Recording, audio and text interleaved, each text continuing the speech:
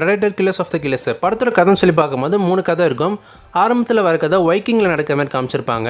கதாநாயகோட அப்பா ஒருத்தன் கொண்டு இருப்பான். அவங்கள பழி வாங்குற மாதிரி தான் அந்த கதை போகும். அதுக்கு நடுவில் ஒரு ப்ரெடேட்டர் வரும். நீங்கள் ட்ரெயிலரில் பார்த்துருப்பீங்க, ஒரு பயங்கரமான பீஸ்ட் ப்ரெடேட்டர் காமிச்சிருப்பாங்க. ஸோ அதை எப்படி டெஃபீட் பண்ணாங்கன்னு சொல்லி அந்த ஒரு கதை இருக்கும்.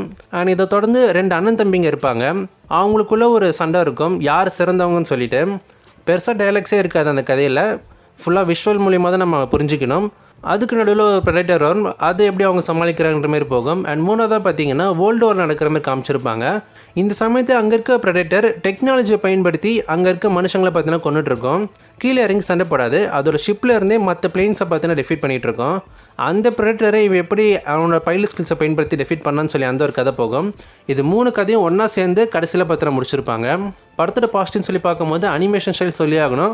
அனிமேஷன் எல்லாமே சூப்பராக பண்ணியிருக்காங்க, டாப் நாச்சுன்னு சொல்லலாம். 3 கதையிலுமே ஒரே அனிமேஷன் ஸ்டைல் தான் பயன்படுத்தியிருக்காங்க, டிஃப்ரெண்ட்டான ஒரு ஆர்ட் ஸ்டைல் பயன்படுத்தலை. ஏன்னா 3 கதையுமே இன்டர்லிங்க் பண்ணி கடைசியில் கொண்டு வருவாங்க. அதனால் அவங்க டிஃப்ரெண்ட்டான அந்த அனிமேஷன் ஸ்டைலை பயன்படுத்தலை, ஒரே மாதிரி தான் கொண்டு போயிருக்காங்க. அது நல்லா இருக்குது பார்க்குறதுக்கு. அனிமேஷன் குவாலிட்டி பக்காவாக பண்ணியிருக்காங்க. ப்ரெடேட்டரோட லுக்குமே பயங்கரமாக டிசைன் பண்ணியிருக்காங்க. ஆரம்பத்தில் அந்த வைக்கிங்கில் ஒரு ப்ரெடேட்டர் காமிச்சிருப்பாங்க, பீஸ்ட் மாதிரி. அதோட லுக்கு ரொம்ப சூப்பராக இருந்துச்சு. அண்ட் படத்தில் வந்து ஆக்ஷன் சீக்வன்ஸ் எல்லாமே சூப்பராக அனிமேஷன் பண்ணியிருக்காங்க. கதையை தாண்டி அவங்க மெயினாக ஃபோக்கஸ் பண்ணியிருக்கிறது ஆக்ஷன் சீக்வன்ஸஸ்க்கு மட்டும்தான். ஆரம்பத்துலேருந்து முடிவு வரைக்கும் பரபரப்பான ஆக்ஷன் சீக்வன்ஸாக போயிட்டே இருக்கும். ரத்தம் தெரிக்கிற மாதிரியான காட்சிகள் இருக்கும். இந்த படம் ஒரு R-rated மூவி. அந்த ஃபைட் சீக்வன்ஸ் எல்லாமே ரொம்ப கோரியாக காமிச்சிருப்பாங்க. கையை விட்டுறது, காலை விட்டுறது, தலையை விட்டுறதுன்னு சொல்லிட்டு ப்ரெடேட்டர் படங்கள் இருக்கிறதா அது. இதெல்லாமே இந்த படத்துக்கு பாசிட்டிவ் அமைஞ்சிருக்கு. நெகட்டிவ்னு சொல்லி பார்க்கும்போது கேரக்டர் டெவலப்மெண்ட் ரொம்ப கம்மியாக இருக்கும் எல்லா கேரக்டர்ஸுக்குமே.